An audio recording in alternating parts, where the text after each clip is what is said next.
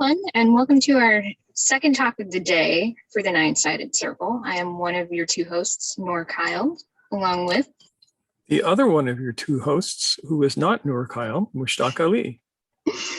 So for those of us who are joining us once or twice today, thank you so much. Some of you are crazy enough to have made it to both of our talks today.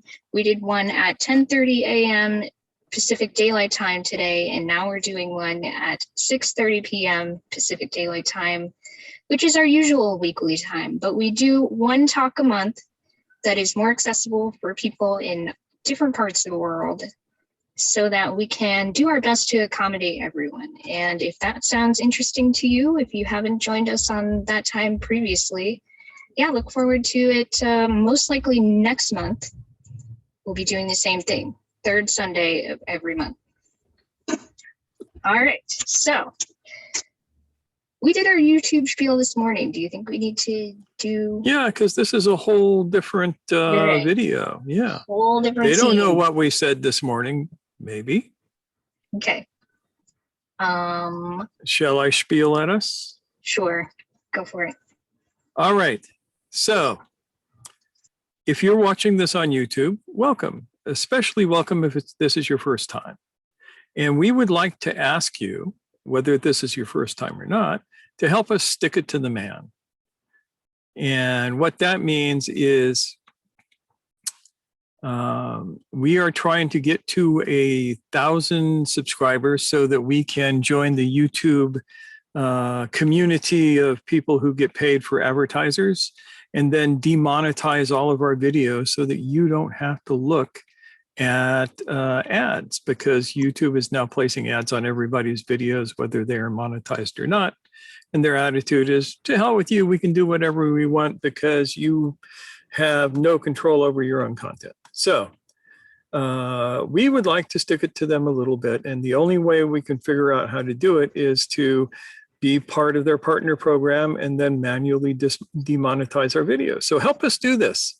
Help us break the rules. Yes, help us give you our content for free instead of making you watch these stupid ads for things that we would never support. Yep. Yep. Not cool. But we're doing our best to make do, and the goal is to overcome that obstacle and make this just a little bit more of a pleasant experience to be here on YouTube. So there you go. Anything else we got to add? Yeah, like the video. Yes, and please comment. We love comments, and we reply to pretty much all of the ones that we end up confirming. Rarely do we not approve comments, but we do get some stupid spammy ones every once in a while. Very rarely, and sometimes we get people who are a little bit too crazy for us. And I mean, you know, God bless their little hearts, but it's we don't need to go there. So there you go. Yeah, we got links in the description for joining our email list so you can stay updated. You can join our Facebook group, which is connected to our Facebook fan page. If you'd like to join the group, like the page, cool. You can. We do t-shirts now, I guess. That's the thing we do again. Oh, my family members. It's your grandma. Here. Yeah. Yeah. So, yeah, and we do appreciate donations, and some folks have been extremely compassionately generous. We really appreciate that because it does help us sustain ourselves and do what we do. Yeah, and keep this community going. We are pretty dedicated to doing as much of this as we can, just through the generosity of our listeners and through the giving of alms, basically is what it is. So if you have a few extra drachma laying around anywhere and you would like to PayPal them to us, we will use them to keep these talks going. Because other than that, we pay out of our own pockets to make sure that all of this happens. It's true. Yep. Yep. So with all that we got said, all of that out of the way. Yeah. Yeah. We have an interesting topic tonight, and I think a lot of us will find it clarifying. So, Wish Talk, are you feeling up for it? Jumping in there? Sure. All right.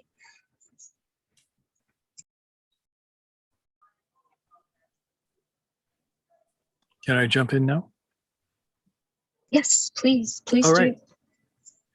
So tonight we're going to talk about the concept of the work and where it comes from. Probably everybody thought, oh, Gurdjieff made that up because he thought it sounded cool. But no, I am going to suggest to you, without any proof or evidence at all, that this term actually comes from a very specific place. And it comes from a phrase that Gurdjieff would have heard day after day in his childhood and youth as he was growing up. He lived in the town of Kars, which is an interesting town because it's right where Turkey and Armenia and Russia and everything meet. And at the time of he was living there, it was under Russian control, but there were Muslims from Turkey and Christians from Armenia, and then other Christians from Russia and Yazidis from east of where they were, and all of these different people. And there were both Sunni and Shia Muslim. The Shia were mostly Alevis, which is a whole different thing. But there is a phrase that is found in the call to prayer for the Shia. The Sunnis dropped this 1400 years ago for some reason. There's various stories why. And let me say, before we do this, for those of you who are listening to this, I don't care about Shia Sunni politics at all. I don't care who's right and who's wrong. And I don't care why the Sunnis don't use this anymore and why the Shia do. So if you want to make dogmatic pronouncement about that in the comments, they're not going to get through. Don't bother. Don't waste your time. It is irrelevant to this discussion. This is not about politics. Just a disclaimer. So the Sunnis and the Shia do their call to prayer in a slightly different way. And part of it's identical. You know, it starts out with saying God is greater, and then there is no God but God.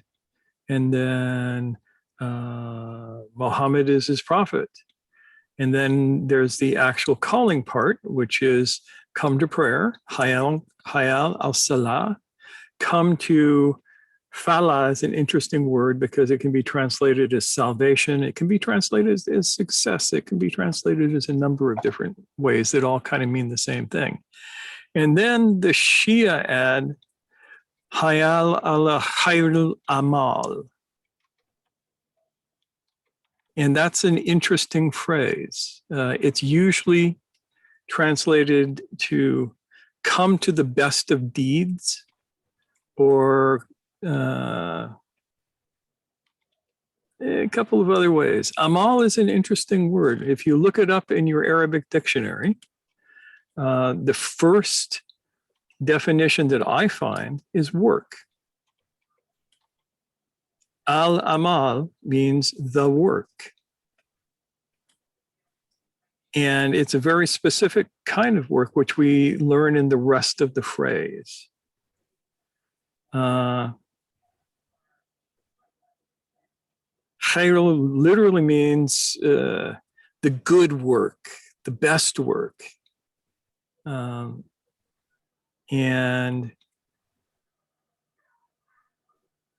the Hayy in this, it's funny because it's spelled exactly the same as the Arabic word for life, Hayy. But it's pronounced slightly differently, and it means move towards.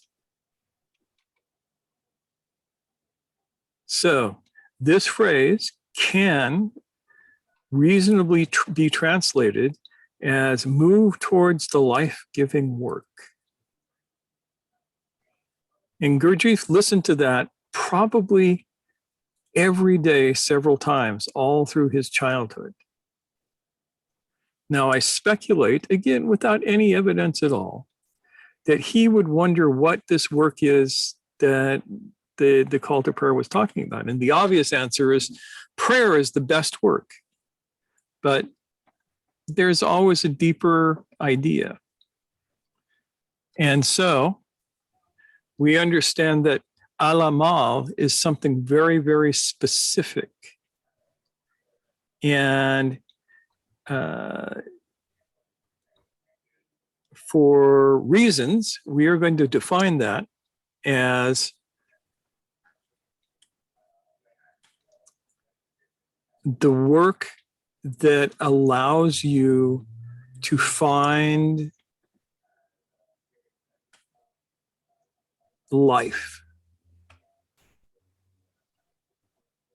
Is this making sense so far? Zainab, how am I doing? You've heard this most of your life too, I would imagine. Pretty good. Any thoughts on it? I'll let it simmer and see. Okay. Yeah. Fair enough. It's early there.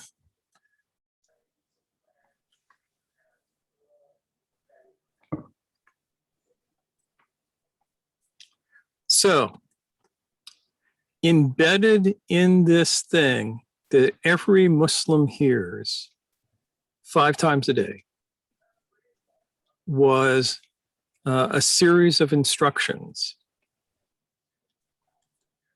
one of which could be construed as the idea of finding the work.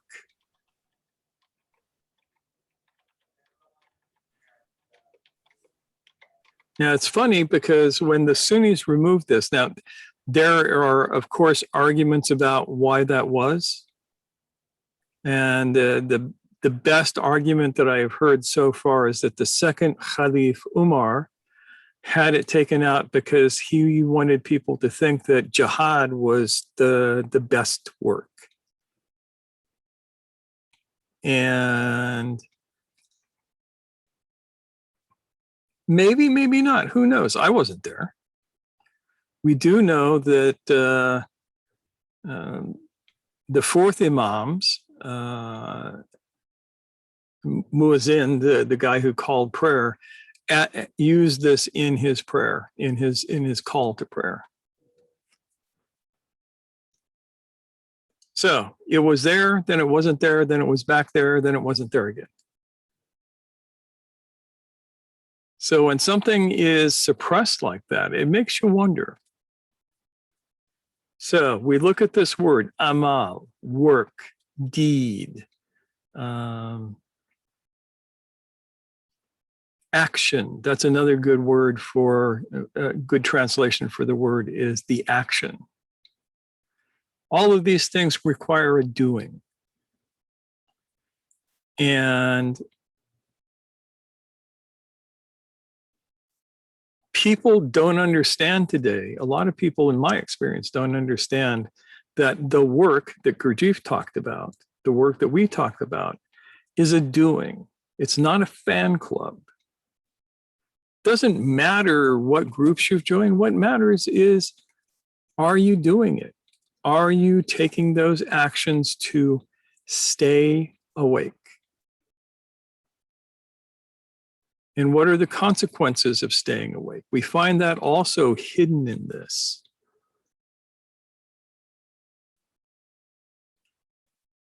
You know that according to Gurdjieffian thought, man doesn't have a soul.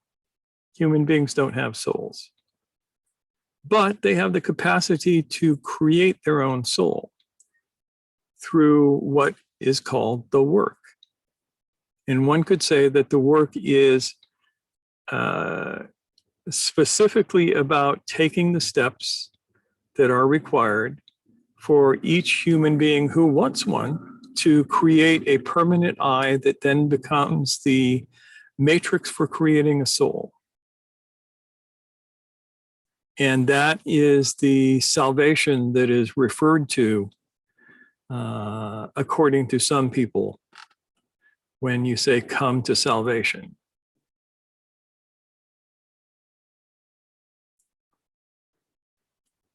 A little weird. So what do we think so far? Have I gone far out into left field?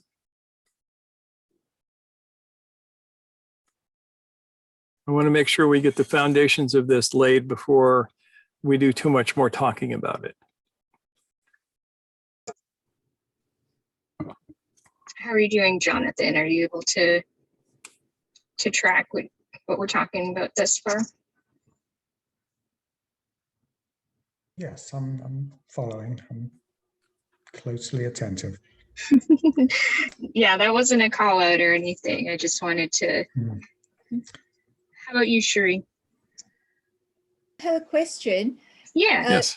When you say create a soul, are you saying there was an absence of a soul versus developing a soul, developing that it was there, but it's nascent and you are doing something? There is, to start, the possibility of a soul in potentia.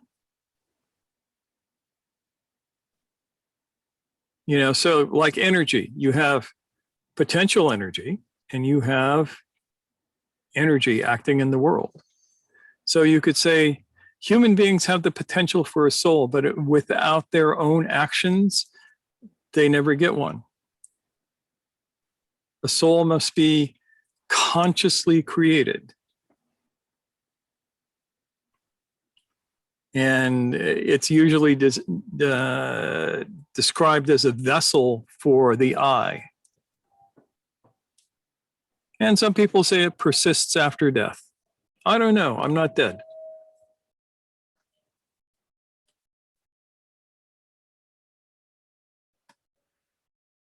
So the work, as is defined by al-Amal, is 1, creating a single permanent I. That is the first step. In order to do that, you must break down a lot of your conditioning and then literally find all of these little I's that run around in your head and kind of absorb them, invite them into the mass. So if you think of the multiple I's that everybody has, they're like single cell organisms floating around. And your job as the one with the awareness is to invite all of these single-celled organisms to join together and form a jellyfish in your mind that is one thing. It's a weird sort of visual on that. But Jellyfish, yay. yeah. But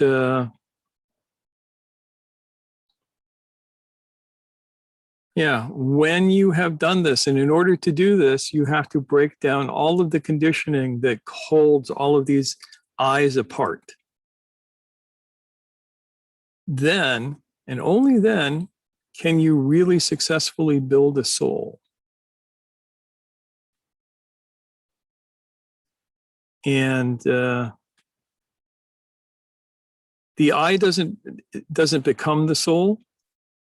The I becomes, Gurdjieff calls it the magnetic center.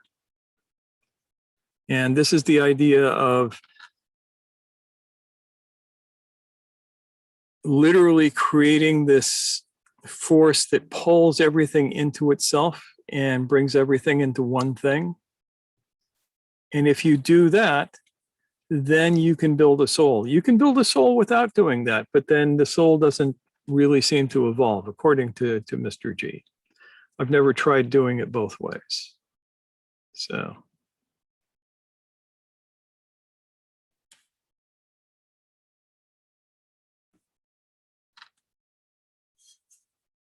It's so quiet out there tonight. And I thought I already had a soul and a unified person in myself. Well, maybe you do. I'm not saying you don't. You're going to have to check inside and find out for yourself.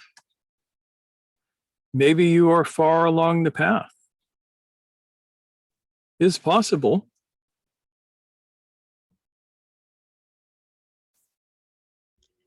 No, the further I look inwards, the more I see how ununified I am and how conditioned I am, how little self-autonomy I have.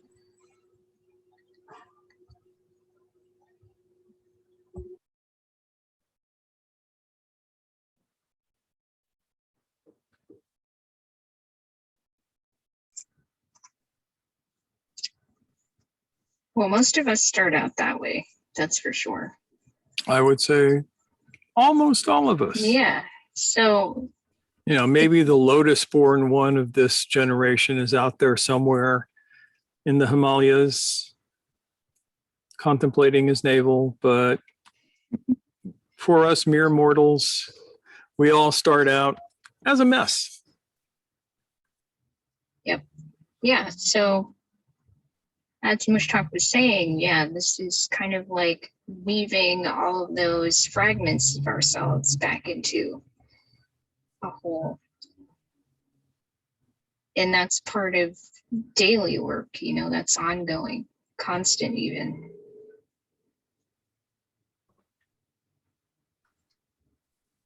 Could you expand on how conditioning causes a fragmented self? I don't know that conditioning causes it or it's an effect of it. That's an interesting question. Mhm. But I do know that your conditioning and the various eyes that you have are directly related. We know this I know it from studying the hypnosis of Milton Erickson. He would evoke different parts of a person that could manifest almost as different personalities, only it wasn't a multiple personality kind of thing. And he would actually have conversations with each of these parts and get them to work in cooperation and things like that. I know that I can evoke a state in somebody and anchor that state, and then evoke another state in them and anchor that state, and then set off those anchors back and forth. And the person will just flip states every time I set off an anchor, unless something bigger is happening that gets all of their attention. And that's entirely conditioned and mechanical. So you can use the idea of fragmented eyes as a metaphor or as something that's real, and it still works either way.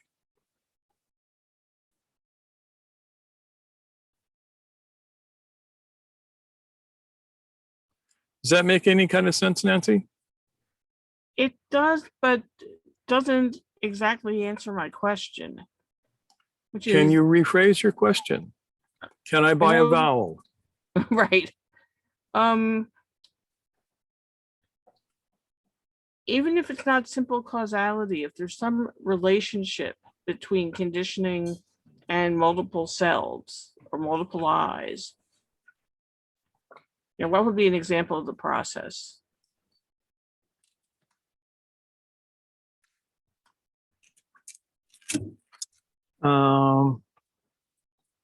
You have a kid who goes to school. They get bullied. And that creates, through the conditioning of being bullied, that creates a particular personality structure, a particular I that is a response to that bullying. Now, somewhere along the line, that kid may get fed up with being bullied and beat the snot out of the bully. And that, he discovers, produces a completely different result and one that he likes better. So every time he feels bullied, he shifts into this aggressive personality and beats the snot out of whatever he's considering as bullying him. But he can still get the first sub-personality of the bullied kid triggered as well, each of which have different qualities to them. So that's one example of creating these little personality loops from conditioning of one sort or another. Now that makes sense. So the person fragments in response to different situations. Yes. And successful responses to the situation create the conditioning that keep those little fake eyes in existence. And there's a lot more to it than this. I'm being really simplistic when I'm talking about this. We lost somebody. It was just my grandmother heading off for the night. Yeah. Well, too bad. Here I am waxing rhapsodic. I actually managed to say that. Waxing rhapsodic. Yeah. I mean, she wants to see her granddaughter in action and see what's going on, but it's a little late for her right now. So. Oh yeah, she should watch the replay of the morning talk. She could really see you in action. Yeah, I mentioned that to her in private chat, so I got it taken care of. No worries. Good. But yeah, does that help answer your question, Nancy? Yes. Great, excellent. So we have another thought from Mustaqim. Is it all right if I? Of course. Pull that in? Okay, so since it was included in the call for prayer, does it mean the prayer is part of the work? Is that what you mean, Mustaqim? Yeah, okay, great. I would say yes. I would say that it was originally designed as that because the salat is designed to focus you on certain things. And it's designed to be a full body experience. You know, with the standing, with the bowing, with the kneeling, all of that kind of stuff. It's designed to actually engage your body in the prayer. Now, is it effective for that these days? Sometimes yes, sometimes no. One thing that we know is that human beings are capable of doing anything mechanically. And there are lots and lots of people who do their prayers completely mechanically. And that's normalized, yeah. Yeah, whether they're Muslims or Christians or Jews or Hindus or any group of people who have prayers, they're going to do them mechanically very, very often. Just go to any Catholic church on confession day. And see, the thing is, if you go to confession, you got to first tell the priest all your sins since your last confession. And then he gives you a penance. Now, the penance are basically token penance. It's like get your rosary and say 10 Hail Marys and 5 Our Fathers, and that's your penance. And so you'll see people who are sitting in the pews after confessions going, Hail Mary, full of grace, the Lord is with thee. Blessed art thou among women, blessed are the fruit of thy womb, Jesus, Holy Mary, Mother of God, and our Father who art in heaven. And they'll just do that. They don't even know what they're saying. They are making the noises, and it's just one regurgitation of prayer. I wanted to pick on the Catholics because I don't want to always be picking on Muslims. So. You also listen to the Hare Krishnas, right? You know, you get a whole bunch of people in there, Hare Krishna, Hare Krishna, Krishna, Hare Krishna, Hare Krishna. And they don't even know what they're saying after a while.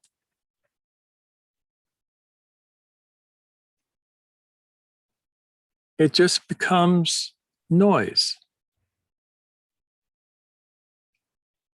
Noise that you do for a certain duration.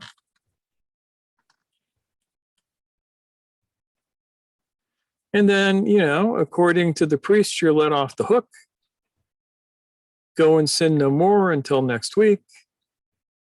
And then do a few more Hail Marys, and all is good. And God is happy with you, and he won't torture you forever. Phew, glad we resolved that. Yeah.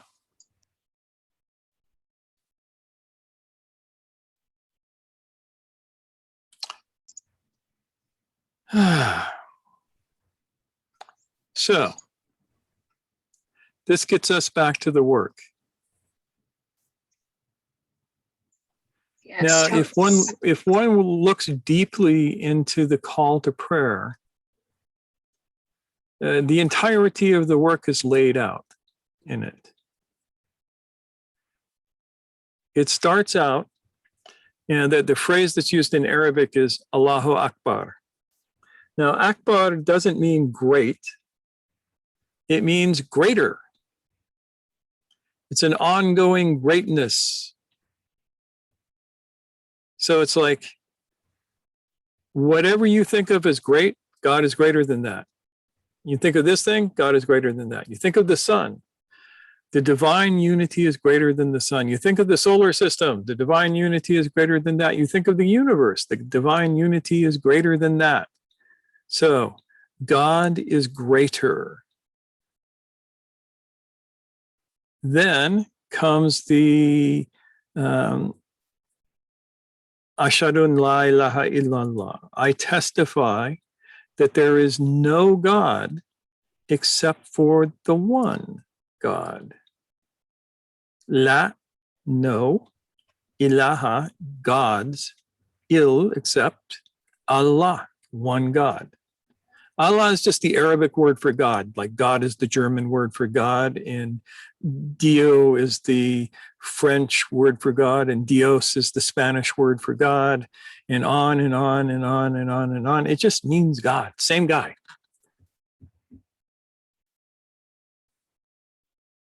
So then, and you can take that phrase and realize that what it's saying is the divine unity is one. It is unsplit. It is unfragmented. There aren't a whole bunch of mini gods running around causing a ruckus. There's just the one. And that's enough ruckus. And then it states, Ashhadu an Muhammadan Rasulullah. I testify that Muhammad is the prophet of God, or one of the prophets of God. And that what that says is that the divine unity is in communication with humanity. Used to do it through prophets, doesn't do it anymore. There is no prophet in prophets. It only took God 4,000 years to figure this out. You could send all the prophets you wanted, and nobody would listen to them. And if they did listen to them, they would figure out a way to make a buck off of it. Did I say that out loud? Ah, God. Peasants' pitchforks, I can hear them. So they're coming. They're coming. they're for probably coming, yeah. So then we get, come to prayer. Hayy ala salah, come to prayer. Literally, that means come to communion with the divine unity. Allow you, yourself, your I, to connect with the divine I, the one actual I.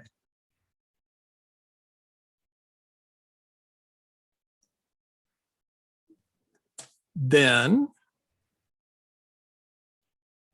come to success, salvation, however you want to translate that. I think salvation is not the best word, but it's the idea of come to the preservation of your soul. Now I'm using poetic terms here, and probably half the Arab world is shaking their head right now, and that's okay, because What am I but a poor American sitting here knowing nothing? But it calls you to that. It says these actions that this call is calling you to are about the preservation and connection of yourself. And then the penultimate line in the Shia version, come to the best work, come to the good work, find life in the good work. And that's a little poetic license on the translation, but I think that it holds water. And the good work is the work that I refer to, that Noor refers to, that Gurdjieff referred to. The best of work. And then it goes on to remind you that God is one and God is greater and all of that. And for some people in the morning, there's an extra line added, which is prayer is better than sleep, for the first prayer, the dawn prayer. But that's neither here nor there.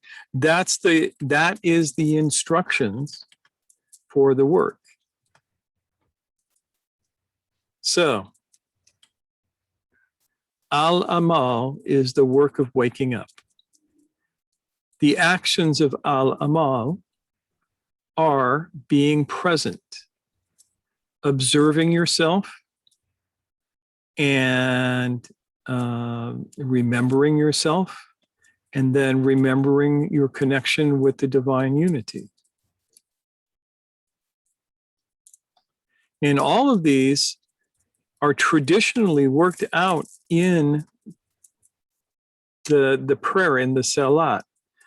But as in most cases, it's like doing the rosary. You know, you're sitting here, this is a Muslim rosary, so I'll go to hell if I say the Hail Marys on it, but I'm taking a risk for you guys. You know, and, you know, you're sitting there and Hail Mary, full of grace, right? You never even think about what you're saying.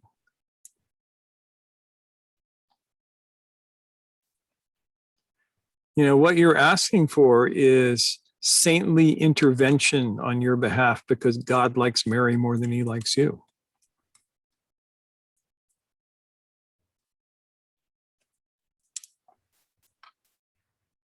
But within the Muslim prayer, there are all of these parts, right? And there are parts where you are asked to reflect on these things. And nobody does it.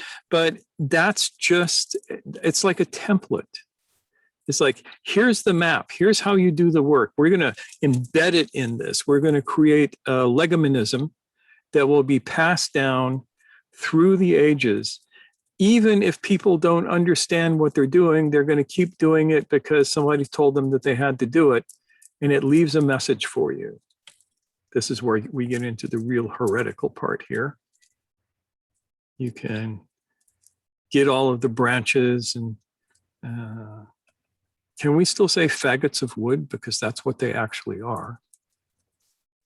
It has nothing to do with gay people. It has to do with bundles of twigs that you put together so you can burn somebody at the stake.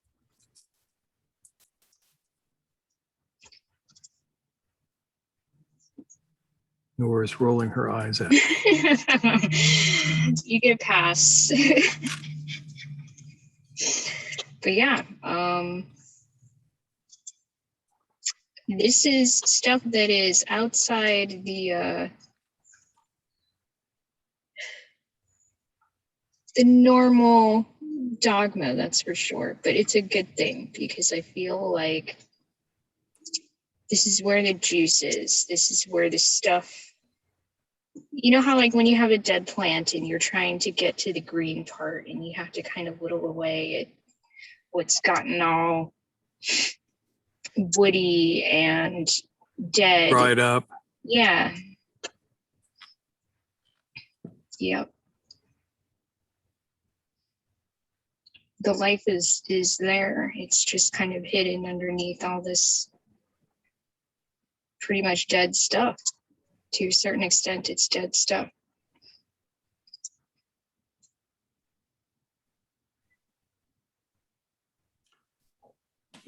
And the thing is, I mean, you know, if you're a Muslim, you know how to do the formal prayer. But anybody can look at the template that this lays out and adapt it to their own life.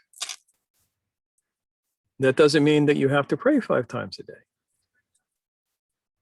or even once a day.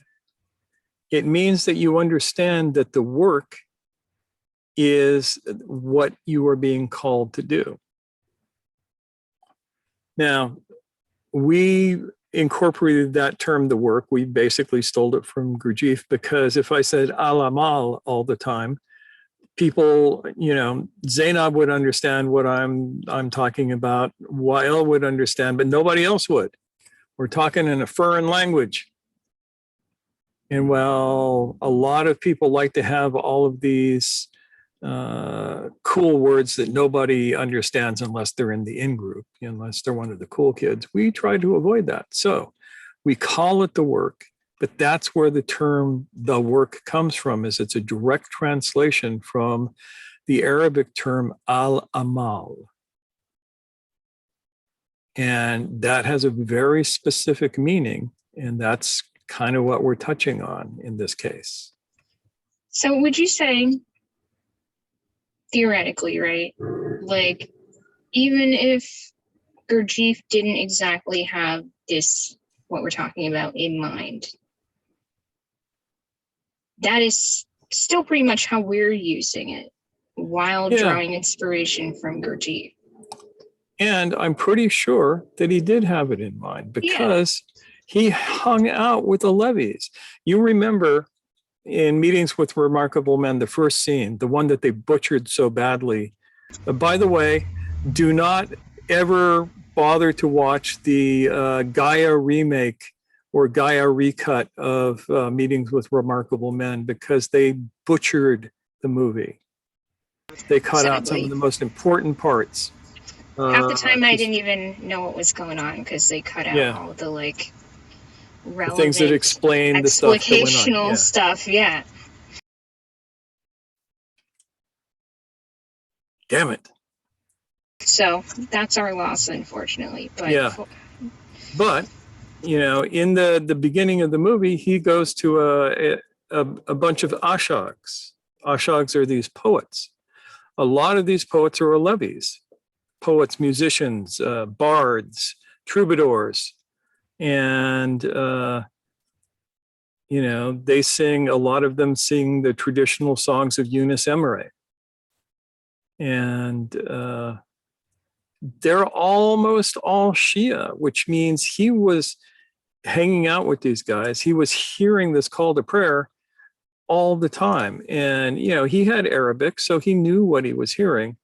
And I think the idea of al-amal was in there somewhere. I am positive in my own self, again, totally without any objective evidence, that this is where he got the term from, and this is why he used it. Totally no proof about it at all. Everybody can say I'm wrong, and I'm perfectly good with that. Ilmar, you got thoughts, questions? Yeah, I got questions, I guess. One is, I'm not clear if you're saying that the work is the steps of the call to prayer, or if you're saying the call to work is one of those steps of the call to prayer, and you're now going to elucidate what the actual work is. Presumably the work is, at least in part, combining these fragmented viewpoints into one. Yeah, I've kind of elucidated what the work is a few times in this conversation. I am saying that the call to prayer is a legomenism, which is a term that Gurdjieff invented, which is to say a thing that carries a message embedded within it. And this is the message embedded within the call to prayer. And this gives you a template for understanding what the work is and how to do it. And what the work is wake the fuck up, realize that you can start putting your eyes back together, form an eye, create a soul, let the I, which becomes when you have created a single I, it's called nafsa safiya, the ego at rest. When you get to that point, you can take your next step and begin building this thing that we all would like to have. And everybody has done some part of the work already, I like to think. And so I guess my next question is, and presumably this is stuff that you've been talking about in a number of these talks, is, I mean, if at least one step of the work is essentially synthesizing, as I take it, these disparate viewpoints which normally constitute ourselves, what is that process of synthesis? You know, I mean, is it a matter of eliminating those viewpoints, or is No, it no, transcending them? neither. All right. So I guess It that's is the step I'd like to understand. You know. Yeah, but you are correct. And it is a process of absorbing and digesting these viewpoints and making them one. Right. Those viewpoints usually happen unconsciously. So the first step is also to become conscious of these viewpoints. Yes. Right. And the act of becoming conscious during one of these things, of going, oh, this is this pattern happening within me, is in fact a process of digestion. The more you stay conscious through a mechanical habit you have, the more you begin to take from that habit. And think of a habit you have. Could be anything, cracking your knuckles. And you allow yourself, you know, you do it unconsciously. You're sitting there, you're watching TV, and you're cracking your knuckles, pop, pop, pop, pop, pop. And then you start observing yourself doing it. You're going, oh, I'm cracking my knuckles. Look at that. How weird. And then you observe it more, and you see how often you mechanically want to do this. And as you do that, the mechanical part of it starts to weaken.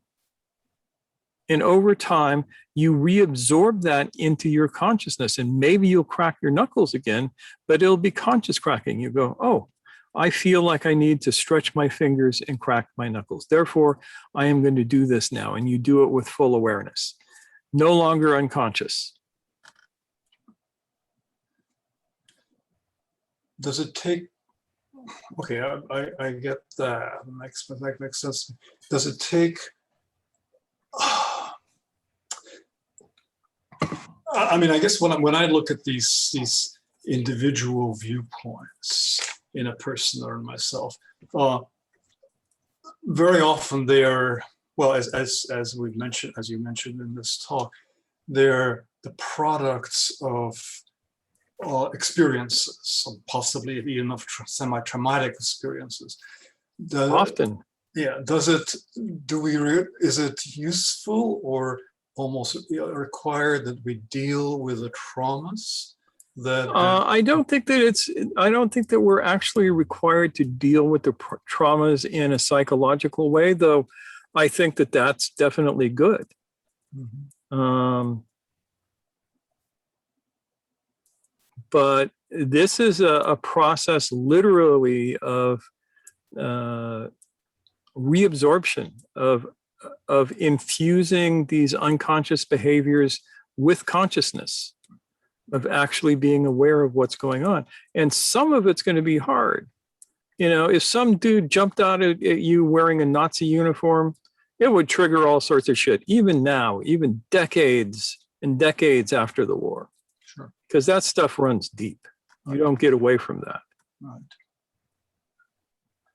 But I suspect that you would handle it differently now. You wouldn't necessarily go into the full-on fight or flight that you might have done when you were a kid. Yeah. There's another phenomenon that at least I run into sometimes, and that is that some of these viewpoints seem almost in tension with each other. They're Oh, yes. polarized. Oh, yes.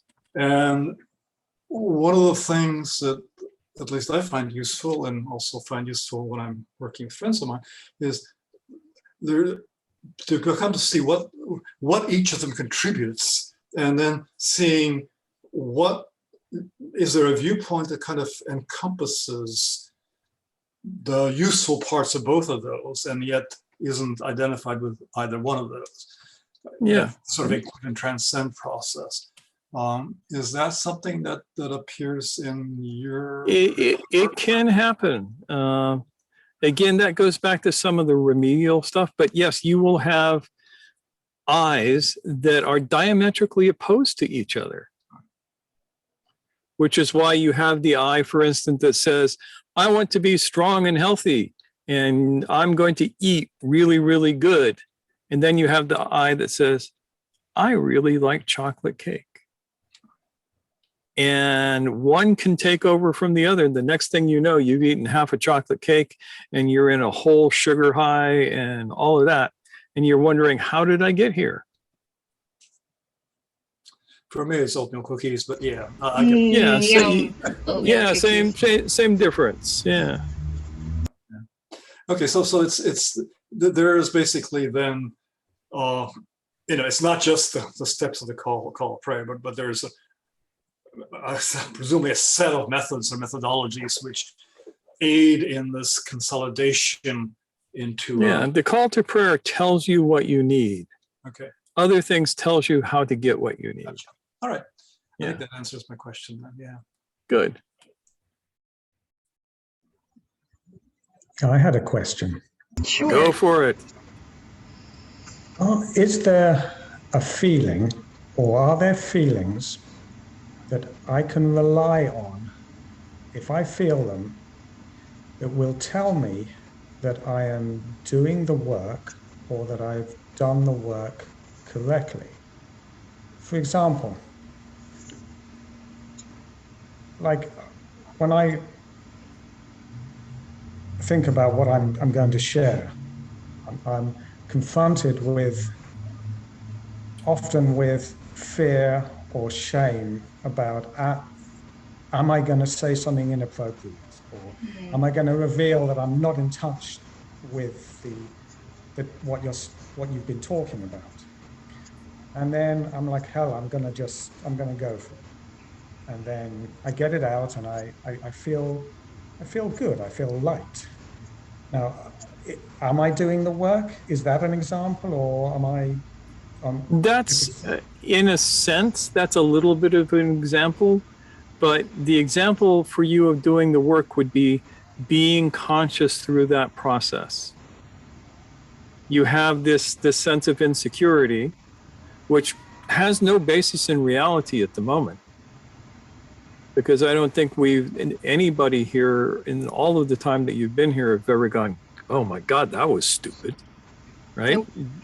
Hasn't happened, right? So if you can be conscious of this process going on and observe it, that's the self-observation part. Observe this process, which is purely mechanical, going on in your mind as you contemplate what you have to say. That's doing the work, or a step in doing the work.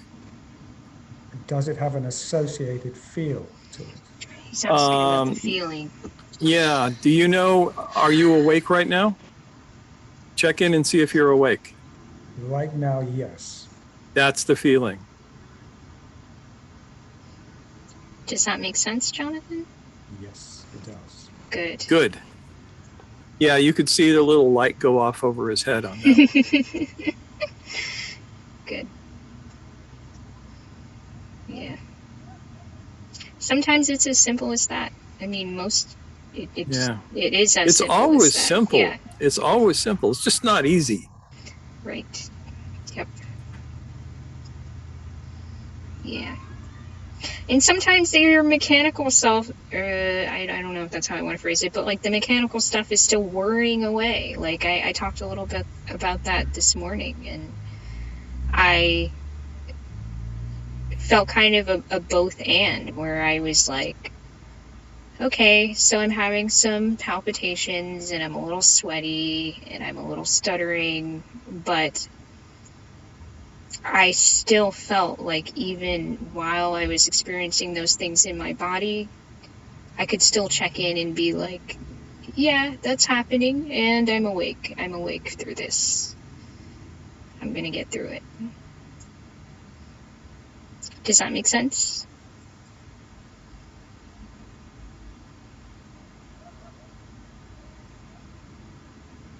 I do have a follow-up question. I don't want to Sure. take time if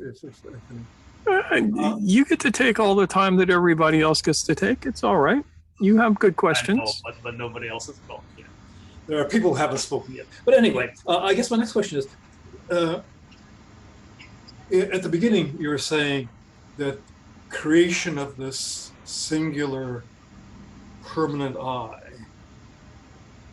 that then becomes the matrix for building the soul.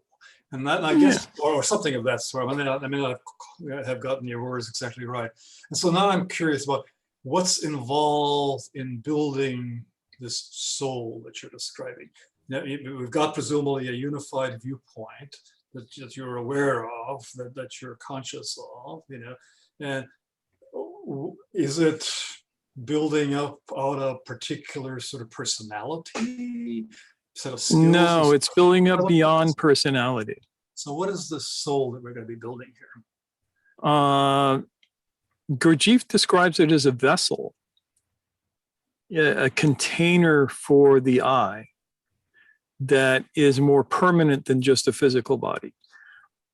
Like I said, I don't know about that because I ain't dead.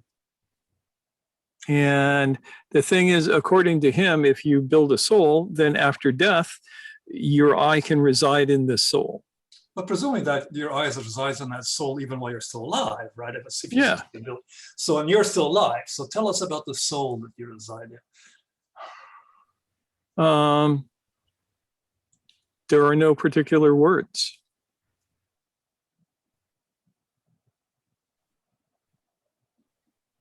Sorry. Because it's the old, what is the sound of one hand clapping? Which, as everybody knows, is clap.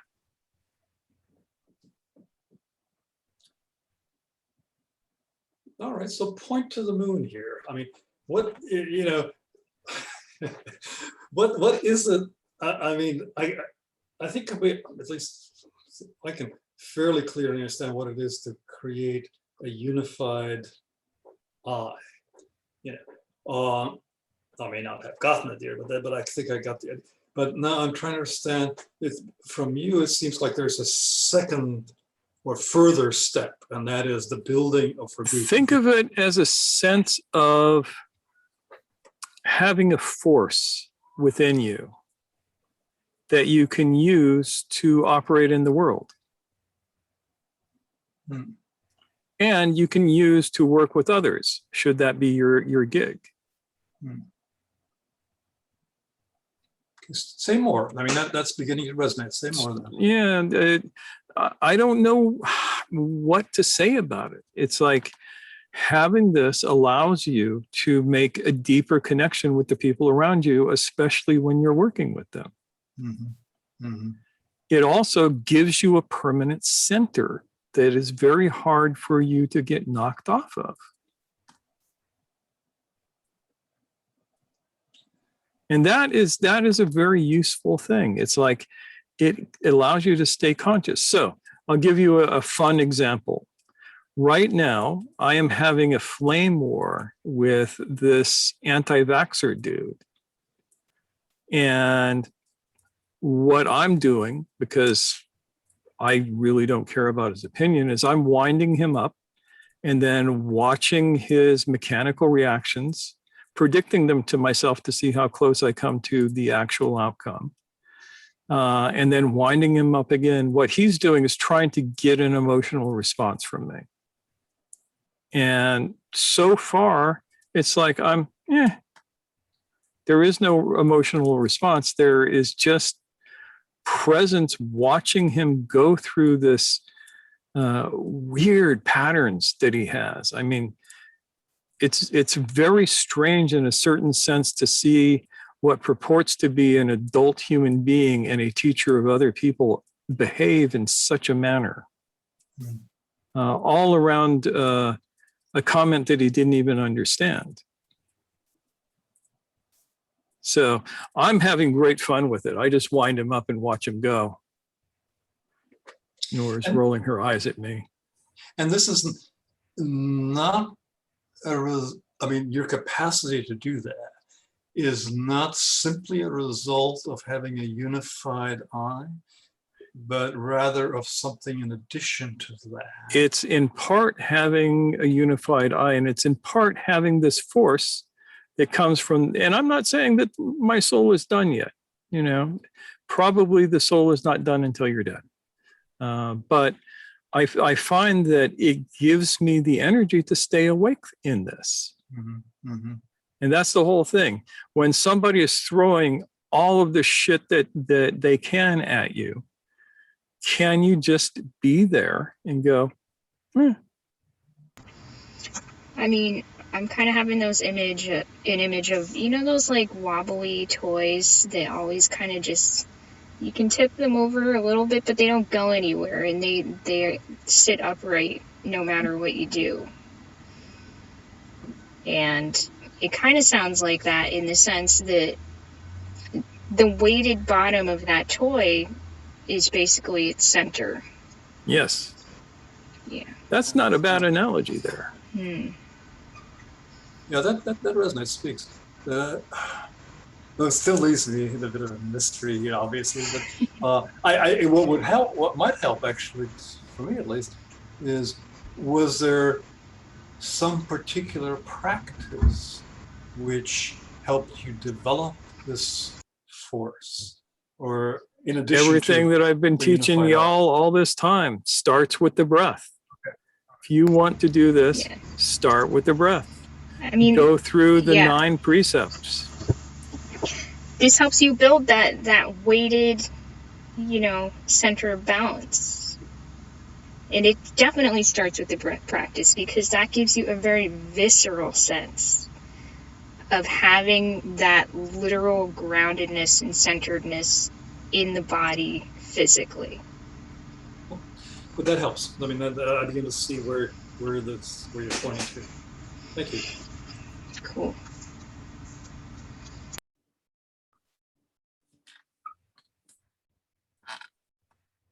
All right. Any other thoughts, queries? Well, there's one idea I find tempting, but I'm pretty sure it's wrong, which is that part of, Give yourself more credit, Nancy. well, let's see with this particular thing, Okay. which is that part of it is getting back to the self that made the fragmented selves. You know, that's not an invalid way of looking at this. Okay. Yeah. See? Okay. Yeah, I mean, I was wondering, you know, babies, maybe small children, don't have the history of fragmenting, but that's not having the soul. Yeah, I suspect that might be the case. A baby, before it starts learning to speak, maybe it's just a single eye looking out at the world. I don't know, because I can't remember back that far, damn it. Yeah.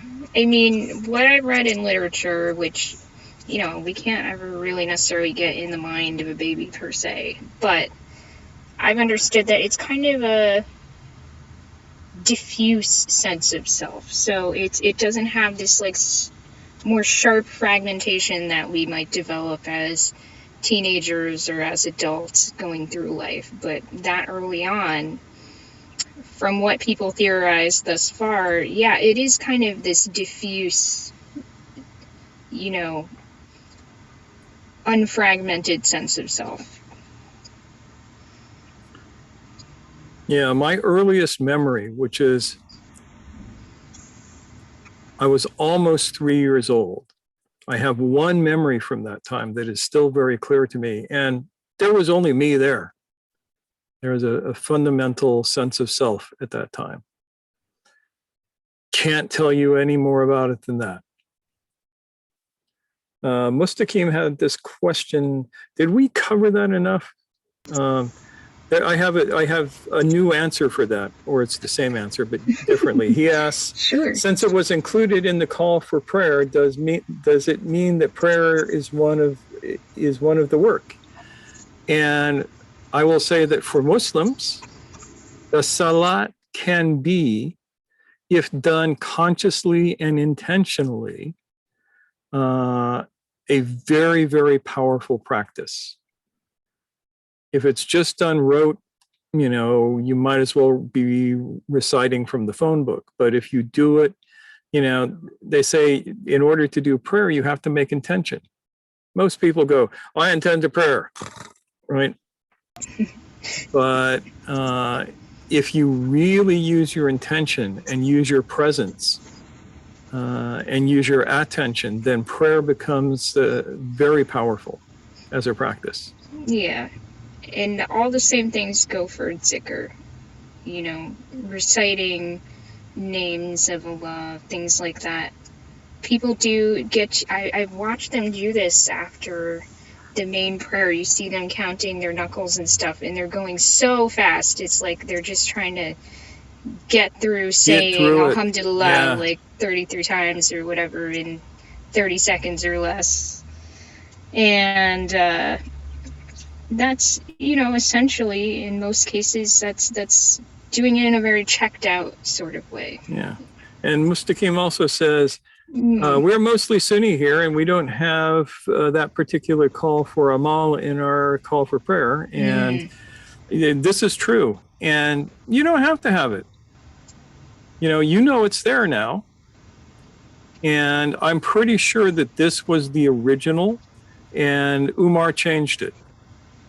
Doesn't matter if that's true or not, because we know that a lot of people do that. I don't recommend that you add it in if you're doing azan for people, because they'll look at you weird and maybe throw rocks at you. You can do it in your heart, though. Yeah, you can do it in your heart. You can remember that this is the call to the best work. Yep. But if you're not surrounded by other Sunnis, you could try it out. Yep. I have a question. Sure. Yes. Yeah. In regards to the three forces, is Hayy the affirming and Amal is the reconciling, or? Yes. And khayr would be the denying force. The denying. Yeah, it's saying, this is good. Don't do the bad stuff. Do the good stuff.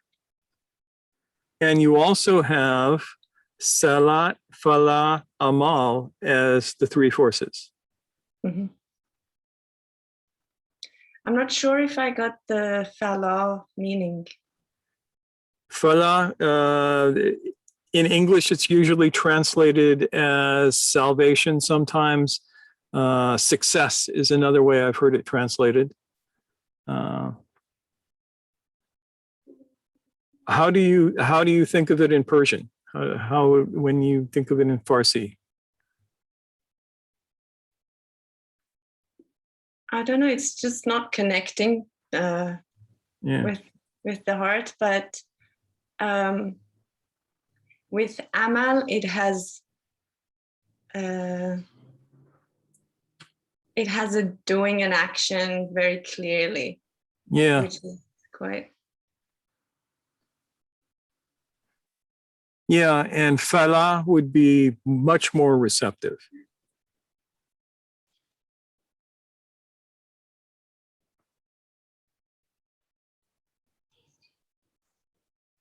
Okay. Yeah, it's an interesting thing looking at this, because nobody ever looks at the call to prayer. Nobody ever takes it apart and goes, what does this all mean? Other than we got to go to the masjid and take our shoes off and wash our hands and feet and do the prayer. But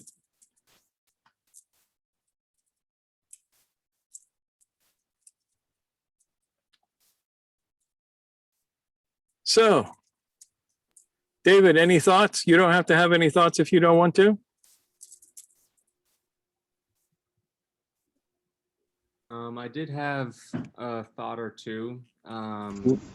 Bring them on.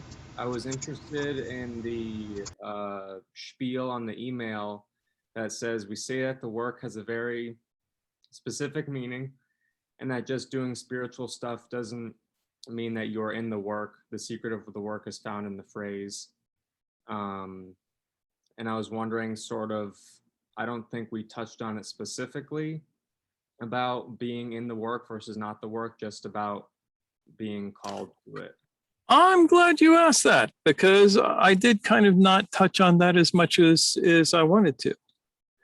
So, being spiritual ain't the work. Talking to angels ain't the work. Listening to your guides ain't the work. Being mindful ain't the work, though it's getting closer to it. So the work is very specific. It's not all of the different things. It's not chanting Hare Krishna or, Shiva Shambho or the Hail Marys or any of that kind of stuff. It is not things that lead you to unconsciousness. And it's not scattered. It is very specific. It requires your presence and attention and intention all involved in the doing. And the doing of it is specifically to wake up from your conditioning and beginning to make your I single. As it was said in the Gospel of Thomas, when your I is single, your entire body is filled with light. Of course, it was EYE there, but it means the same thing. Is that helpful at all? That is helpful, yes. Good. So you said you had a couple of things, so that's one. What's the other? That's it. Okay, that's good. Yeah, I think a lot of people get confused about that part because, there's a lot of to-do made about exterior stuff, like wearing the beads and saying the chants and people hearing you and having crystals around your house or whatever it is. And honestly, all of that may mean nothing in actuality, but it certainly means nothing if it doesn't have that groundedness that we've been talking about beneath it, that keeps you focused on being awake. I mean, if it's not coming from that place of seeking awakeness, as opposed to seeking to check out, which a lot of this can be done in that way of like basically trying to run away from what actually is, what's actually happening in your life, where you're actually at right now. That's it's kind of a charade, really. Yeah, and the work is at its fundamental basis the single-minded, passionate pursuit of awakeness. No matter what, you are going to be awake. No matter what, you are going to be present. No matter what, your attention is going to be based in the now. That's the work. The work is not talking to your angels. I mean, people can talk to their angels. People can have cosmic consciousness. People can have bliss. Cherie says, one face. Yes, one face. So there you have it. And only people who made it so far get this. And I mean in this talk, because I purposely left the good stuff for the last to weed out the people who only watch the first 15 minutes of the talk. And we know who you are.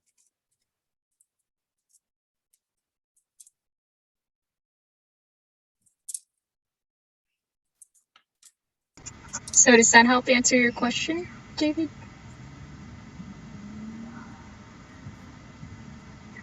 I think you said yes before. Let's not make him talk too much. All right, we don't want to push it. This is good. Yeah. Okay, any other last thoughts?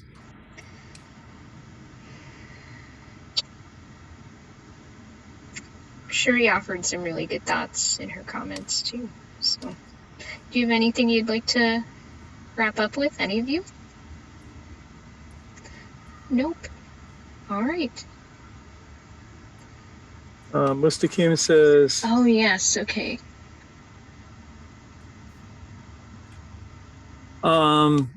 that's a good question. The Hayy, al-Hayy means the alive. And it is pronounced slightly different in this. There's a different vowel accenting that changes the meaning of it. But because it's Arabic and it goes back to that Hayy as its trilateral root, it has to have that hidden meaning of life in there. So it shares a root, you're saying? Yeah. Yeah. I am probably going to talk with Wael and get some greater insight into understanding this particular word and how it contrasts to come or rush to or that sort of thing plus life. Because frankly, his Arabic is a whole lot better than mine. That's a good question, though. Yeah, it's a really good question. That's an insightful question, and we'll see what we can dig out. Yeah, and remember that Hayy is there on all three. It's Hayy al-Salah, Hayy al-Falah.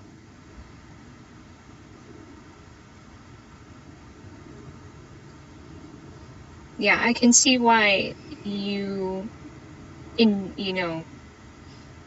translating this earlier on, why you brought that aspect of life to it. Yeah. Because you were hinting at this. Yes. Yep. All right. So here's a blurb for everyone listening to this video on YouTube and from the forum and all of this.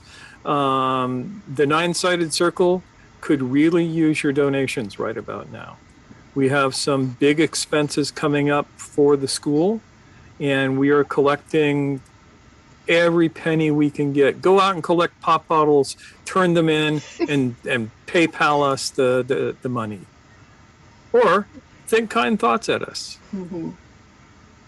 Which is also charity. Yeah. Yep. Or do something nice for somebody around you. Feed somebody who's hungry.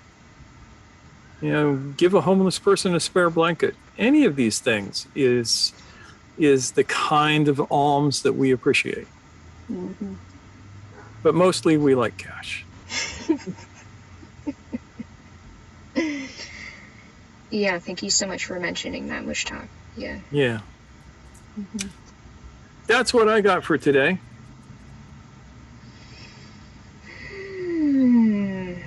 Well, that's all I got too. Thank you so much for being here, everybody. Some of you twice in one day, which is amazing.